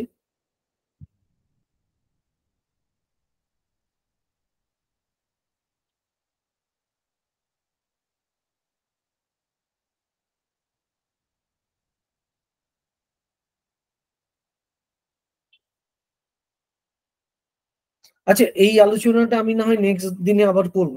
আমি আগের থেকে আরেকটু জিনিস বলে নিই কয়েকটা, কারণ সেটা না বললে একটু অসুবিধা হবে। সেটা হচ্ছে যে আমরা প্রথমে বললাম যে Hilbert space 2 dimensional, Hilbert space n dimensional, Hilbert space infinite dimensional, এগুলো নিয়ে আমি আলোচনা করলাম। এবারে প্রশ্নটা হচ্ছে যে এই হিলবার্ট স্পেসের একটা এলিমেন্ট হচ্ছে কেট সাইটি, এবং সেটা ভেক্টর। তার দুটো কম্পোনেন্ট আছে, একটা হচ্ছে C1t আর একটা হচ্ছে C2t। এবারে এর ইনার প্রোডাক্ট উইথ ইটসেলফ, এবং আমি আগেই বলেছি এই সাইটিটাকে যদি আমি এরকম করে বেসিসের টার্মে লিখতাম তাহলে কি হতো? C1t phi1 দুটো বেসিস ভেক্টর লাগবে, C2t phi2, এটাকেই আমি এইভাবে কলাম ম্যাট্রিক্সের আকারে লিখেছি, অ্যাজিভ যেন বেসিস ভেক্টরসটা ইমপ্লাইড। ওকে, বেশ। এইবারে তোমরা বলো যে এইখানে এই সাইটের সঙ্গে এই সাইট একই, ইনার প্রোডাক্ট উইথ ইটসেলফ মানে লেংথ স্কোয়ার, এটাকে আমি ডিটারমাইন করতে চলেছি। লেংথ স্কোয়ার কি হবে একটু বলবে? তাহলে এইটা হবে কলাম ম্যাট্রিক্স।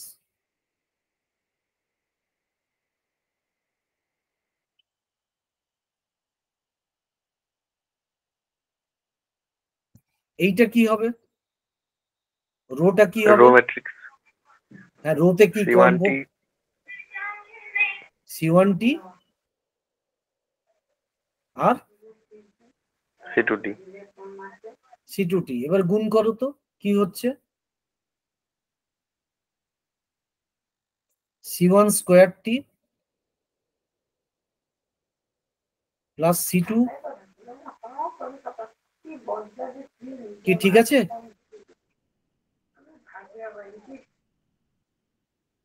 আচ্ছা দেখো তো, এই লেন্থ স্কোয়ারটা তো এটা তো একটা রিয়েল কোয়ান্টিটি।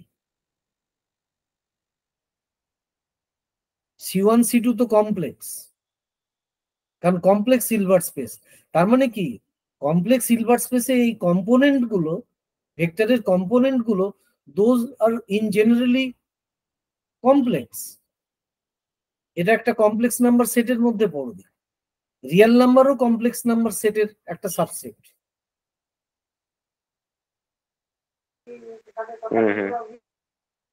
তাহলে তুমি বলো, এই যে ডান দিকে যেটা তুমি প্রডিউস করলে, এটা কি রিয়েল না? তোমার ভাষায় এটা রিয়েল না কমপ্লেক্স?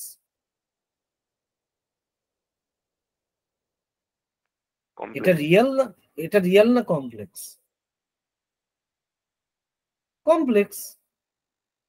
তাহলে লেংথ কি কমপ্লেক্স হয়ে যাবে? হিলবার্টস মানে কোয়ান্টাম মেকানিক্সে length of the vector becomes complex.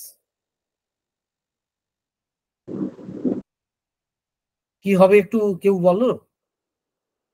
লেংথটা কি, লেংথ তো বেসিক্যালি রিয়েল কোয়ান্টিটি। তাহলে আমার এই ইন্টারপ্রিটেশনটা ভুল আছে। কি হবে না, কেট যদি, এটা যদি কমপ্লেক্স হয় C1 C2, আমি টিটা বাদ দিয়ে লিখছি, এটা হবে C1 স্টার C2 স্টার, তাহলে সমান হবে mod of C1 square plus mod of C2 square, এটা হবে length square. Then it becomes real.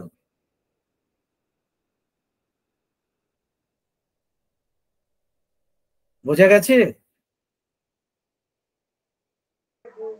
হ্যাঁ স্যার বোঝা যাচ্ছে। তার মানে এখানে দেখো, তোমার এই ইন্টারপ্রিটেশনটা তোমার রিয়েল ভেক্টর স্পেসেও রয়েছে। মনে করো আমি একটা লিখলাম আর ভেক্টর, এটা রিয়েল ভেক্টর। আমি লিখলাম যে 2e1 প্লাস 3e2, দুটোই আমি দেখো রিয়েল নাম্বার দিয়ে লিখেছি 2 3। তাহলে তুমি এখানে তুমি ধরো r.r করছো, ইনার প্রোডাক্ট উইথ ইটসেলফ, তার মানে লেংথ স্কোয়ার। তুমি কি করছো? আমি যদি কলাম ম্যাট্রিক্সের আকারে লিখি, কে টারটাকে লিখলাম 2 3, রারটা কি হবে? ট্রান্সপোজ হবে, এবং কমপ্লেক্স কনজুগেট। রিয়েল নাম্বারের কমপ্লেক্স কনজুগেট কি হয়? রিয়েল নাম্বারের কমপ্লেক্স কনজুগেট কি হয়?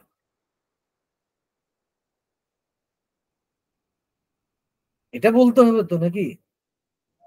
রিয়েল নাম্বার ইটসেলফ, ওই নাম্বারটা ইটসেলফ, গুড। তাহলে তার মানে এখানেও তুমি কমপ্লেক্স কনজুগেশনটা আছে, কিন্তু এটা চোখে পড়ছে না। আমি 2 স্টার 3 স্টার করে লিখতে পারি, কিন্তু 2 স্টার মানেই 2, 3 স্টার মানেই 3। তার মানে এটা একটা গ্রেটার দেন 0 কোয়ান্টিটি এবং রিয়েল কোয়ান্টিটি। তার মানে কি, এই লজিকটা, এই যে হিলবার্ট স্পেসের এই লজিকটা তোমার রিয়েল ভেক্টর স্পেসেও প্রযোজ্য, কিন্তু ওটা আমরা লক্ষ্য করছি না।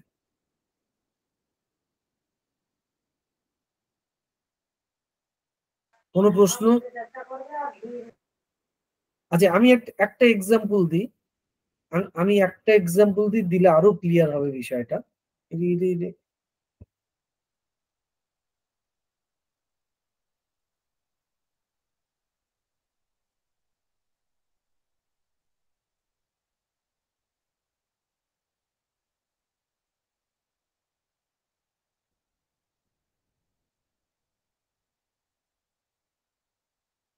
ধরো একটা ভেক্টর নাও, সাই একটা ভেক্টর,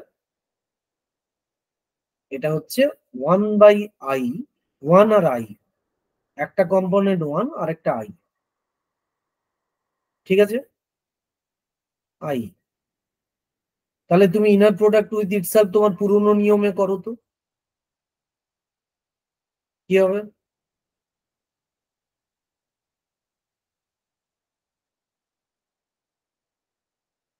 কি হবে? 0 হবে।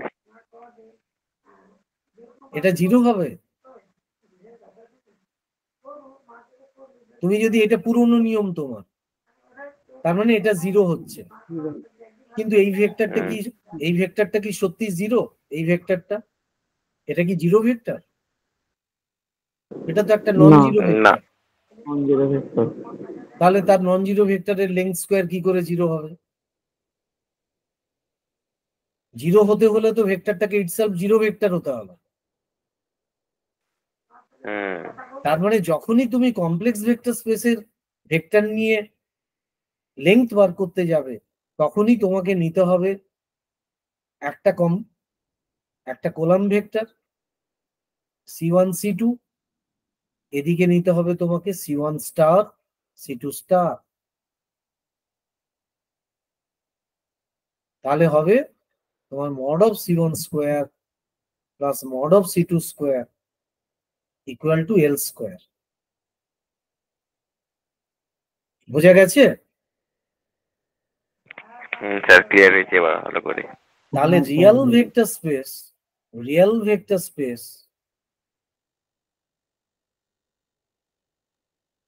আর কমপ্লেক্স ভেক্টর স্পেসের মধ্যে তফাৎ হচ্ছে, এই ভেক্টর স্পেসটাতে রিয়েলের কোফিশিয়েন্টস আর অল রিয়েল। কোফিশিয়েন্টস ওই c1 c2 গুলো, কোফিশিয়েন্টস আর অল রিয়েল।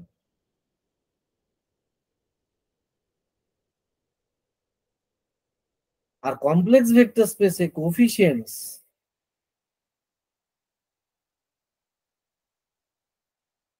আর কমপ্লেক্স নাম্বারস।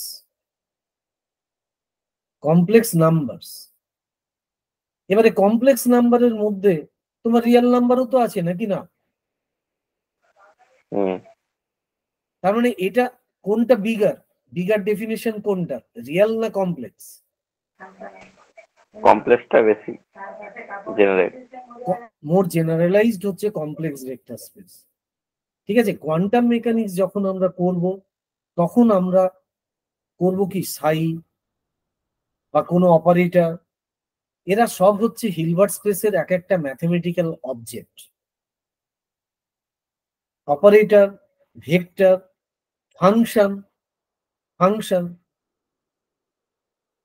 ফাংশন লিখছি সাই অফ এক্স, এইটা তোমরা অনেক আগেই দেখেছো।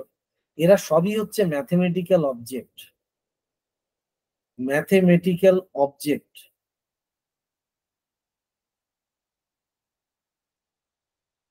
of Hilbert space.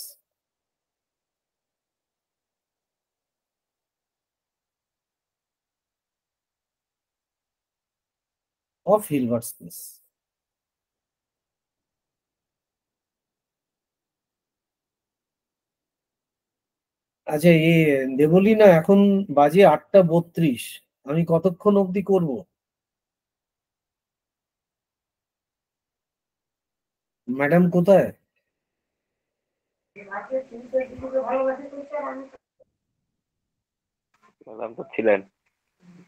আমি বরং তোমাদের প্রশ্ন শুনি এবার। যা পড়ালাম তার উপরে কিছু প্রশ্ন করো, কারণ আর হয়তো আমি 40-এ উঠতে হবে আমাকে।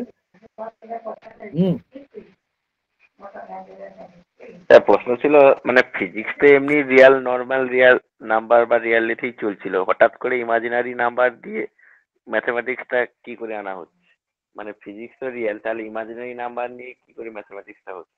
তার মানে কি, দেখো দেখো তুমি একটা ম্যাথমেটিক্যাল স্পেস কনস্ট্রাক্ট করছো, সেই স্পেসটা হচ্ছে কমপ্লেক্স ভেক্টর স্পেস, এবং সেটা দিয়ে তুমি তুমি মাপো কি? ইন্টেন্সিটি মাপো তো? তুমি কি মাপো বলো? What hmm. Do measure? Intensity মাপো, প্রবাবিলিটি মাপো। তো তুমি হ্যাঁ তুমি হ্যাঁ, তুমি দেখো, প্রবাবিলিটি মাপো, সবই তো রিয়েল কোয়ান্টিটি। সবই রিয়েল কোয়ান্টিটি। রিয়েল কোয়ান্টিটি তার মানে কি, আমি আমি কমপ্লেক্স ভেক্টর স্পেস, আমি এমন একটা ম্যাথমেটিক্যাল স্পেস, সেখান থেকে কিছু রিয়েল কোয়ান্টিটি আমি ডিরাইভ করে আনতে পারছি। এটাই হচ্ছে ম্যাজিকটা, এটাই মিস্ট্রি। আচ্ছা। এটাই এটাই মিস্ট্রি।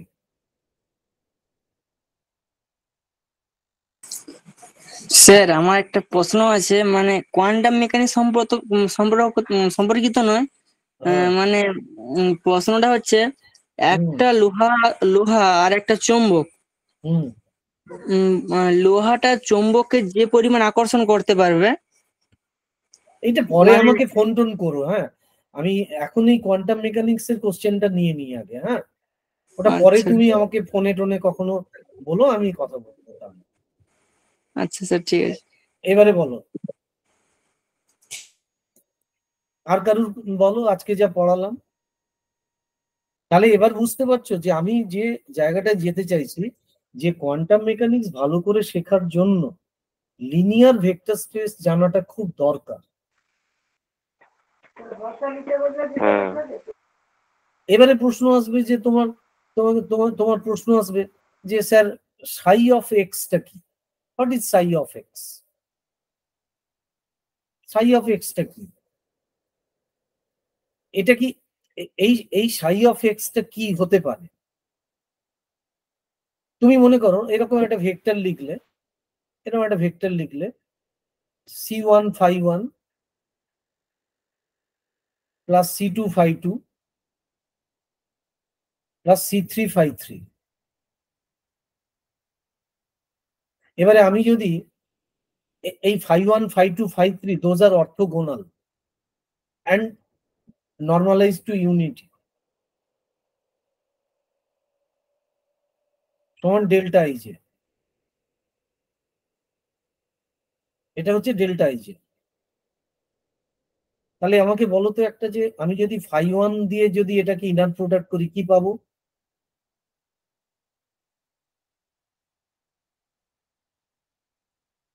এক নম্বর প্রশ্ন, যে কেট সাইটা কত ডাইমেনশনাল হিলবার্ট স্পেসের এলিমেন্ট? 3 ডাইমেনশনাল। Three dimensional. এইটা হচ্ছে তোমার অর্থোনর্মালিটি কন্ডিশন, অর্থাৎ এই বেসিস ভেক্টরস গুলো নর্মালাইজ টু ইউনিটি, আর দোজ আর মিউচুয়ালি অর্থোগোনাল। তাহলে আমি যদি এই সাইটাকে আর এই phi 1 এটার যদি একটা ইনার প্রোডাক্ট নিই, কি পাবো একটু বলবে?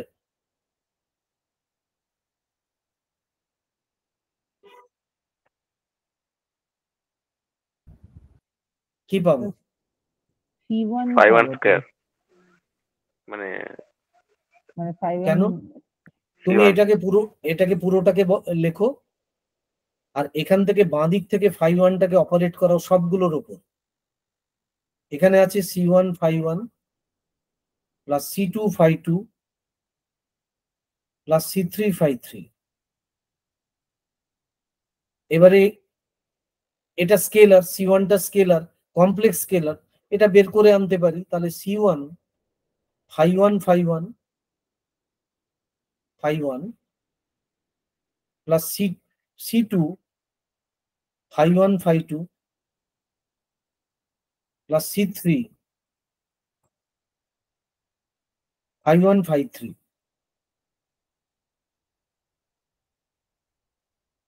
এবারে বলো এই দুটো কি হবে, এই ইনার প্রোডাক্ট? 0। এগুলো zero according to this condition. এইটা কত হুম। দেবে? phi1 inner product with itself 1 1, তাহলে আমি পাবো C1। এইটা পাবো তো? হ্যাঁ স্যার। সিমিলারলি আমি যদি phi2 এর সাথে ইনার প্রোডাক্ট করি কি পাবো? C2 পাবো। আর সেটা পাবো phi3 এর সাথে ইনার প্রোডাক্ট করলে কি পাবো? C3। C3 পাবো। তাহলে এবার তুমি ভাবো যে কোএফিসিয়েন্ট গুলো পাওয়ার জন্য আমাকে এই ভেক্টরটার সাথে এই বেসিস ভেক্টরসটার ইনার প্রোডাক্ট করতে হচ্ছে, করলে কোএফিসিয়েন্ট গুলো পাবো। এবারে আমি এরকম একটা ভাবতে পারি, এরকম একটা নোটেশন যে এইটা সাই, এটা এমন একটা হিলবার্ট স্পেসে রয়েছে যার বেসিস ভেক্টরস হচ্ছে কন্টিনিউয়াস বেসিস ভেক্টরস এক্স। এই এক্সটা কন্টিনিউয়াস মানে minus infinity to plus infinity, প্রতিটা নাম্বারের জন্য এক একটা বেসিস ভেক্টর। তাহলে আমি এই যে ইনার প্রোডাক্টটা এর কোএফিসিয়েন্ট গুলো কি ডিসক্রিট হবে? না, কন্টিনিউয়াস হবে। কন্টিনিউয়াস হবে। তাহলে কোএফিসিয়েন্ট গুলো যদি পরপর আমি লিখতে শুরু করি, মানে আঁকতে শুরু করি, তাহলে কি হবে? It becomes a function.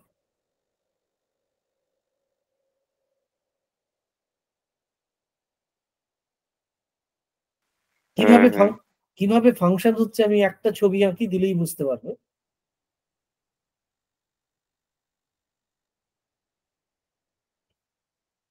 এটাই আমার last page.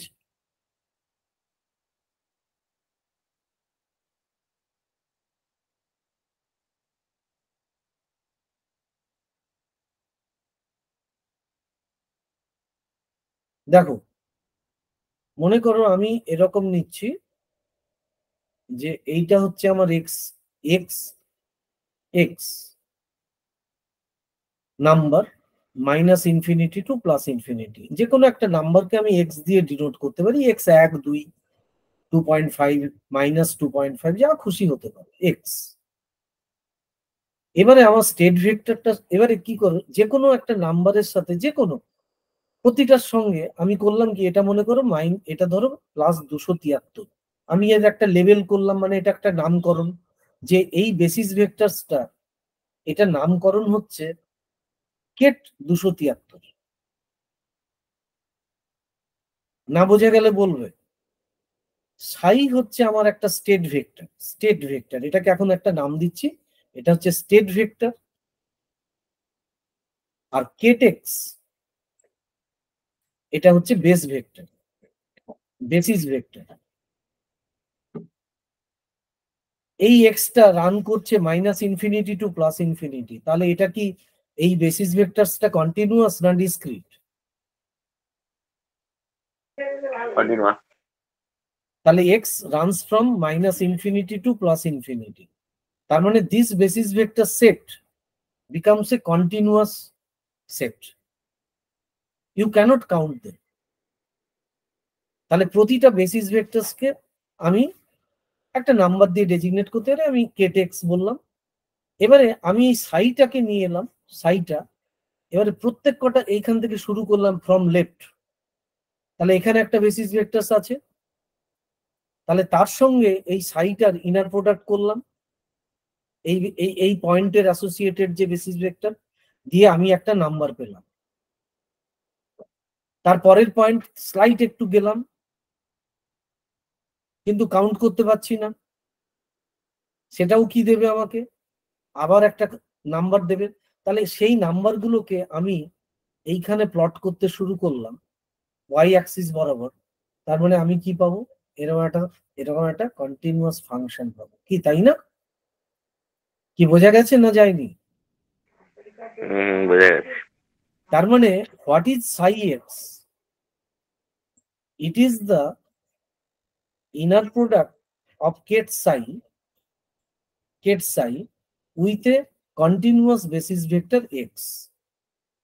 This basis vector set is continuous. তাহলে you will give a function, কিন্তু আমার যদি এটা যদি এই এক্সটা যদি ব্রা এক্সটা এটা যদি ডিসক্রিট হতো, এটা যদি 10টা ভ্যালু হতো, তাহলে ডিসকন্টিনিউয়াস ডিসক্রিট হতো। ডিসকন্টিনিউয়াস হতো, এখানে একটা পেতাম, এখানে একটা পেতাম, এখানে একটা পেতাম, তাহলে আমি ওটাকে ফাংশন বলতে পারতাম না। তার মানে তুমি না। যে, তার মানে কি এই, তাহলে বাকিগুলোর সঙ্গে এইটার একটা তফাৎ হচ্ছে, আমরা আজকে যেটা দেখলাম যে বেসিস হচ্ছে কন্টিনিউয়াস হতে পারে, কন্টিনিউয়াস হতে পারে, ডিসক্রিট হতে পারে, discrete finite, discrete continuous, discrete infinite, infinite, তারপরে হচ্ছে, তাহলে এই যে ইনফাইনাইটটা, এটা কাউন্টেবলি ইনফাইনাইট না কাউন্টেবলি, এটা কাউন্ট করা যাবে তো? এই যে discrete infinite number of basis vectors, এটা কি কাউন্ট করা যাবে? মানে কষ্ট হবে কিন্তু করা যাবে। করা যাবে, ফাইনাইট তো করাই যাবে। তার মানে এটাকে আমি বলতে পারি কাউন্টেবলি ফাইনাইট, এটাকে বলতে পারি কাউন্টেবলি ইনফাইনাইট। কিন্তু এই বেসিস ভেক্টরসটাকে কি করা যাবে? এই যে এক্স বলে যে বেসিস ভেক্টরসটা, যেটা minus infinity to plus infinity, x greater than minus infinity two less than, এই সেটটাকে আমি কি বলবো? এই বেসিস ভেক্টরসটাকে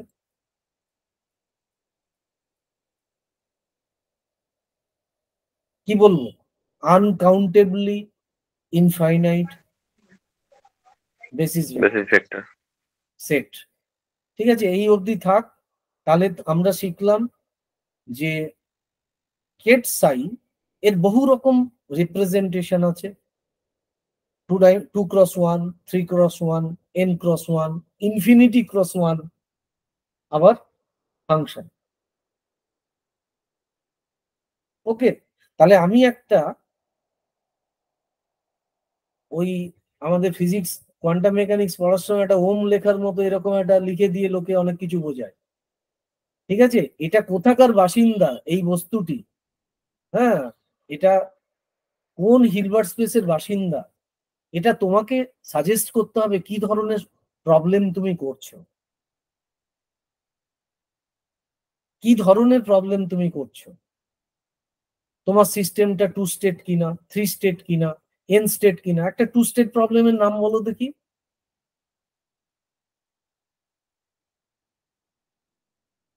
একটা 2 স্টেট প্রবলেমের নাম বলো। ইলেকট্রনের spin, up spin, down plus up spin, বা মাইনাস আপ, আপ ডাউন। তার মানে এটা একটা 2 স্টেট প্রবলেম। 2 স্টেট প্রবলেম হলে হিলবার্ট স্পেস কত ডাইমেনশনাল ব্যবহার করব? আমি শুধু ইলেকট্রনের স্পিন নিয়ে ভাবতে চাইছি, তাহলে কত ডাইমেনশনালের হিলবার্ট স্পেস নিয়ে আলোচনা করব? 2x2। তার মানে হিলবার্ট স্পেস 2 ডাইমেনশনাল, ভেক্টর হবে 2x1, অপারেটর হবে 2x2।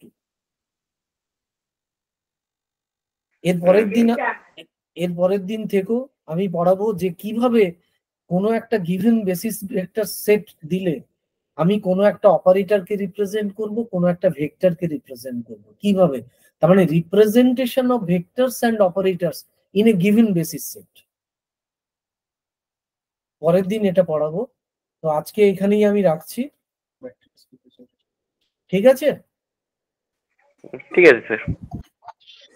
ঠিক আছে তাহলে। হ্যাঁ, হুম। ওকে, হ্যাঁ, আজকের ক্লাস শেষ করছি এখানেই। হ্যাঁ, হ্যাঁ, ওকে, আবার সামনের সপ্তাহে। ঠিক আছে, ওকে। ওকে, গুড নাইট।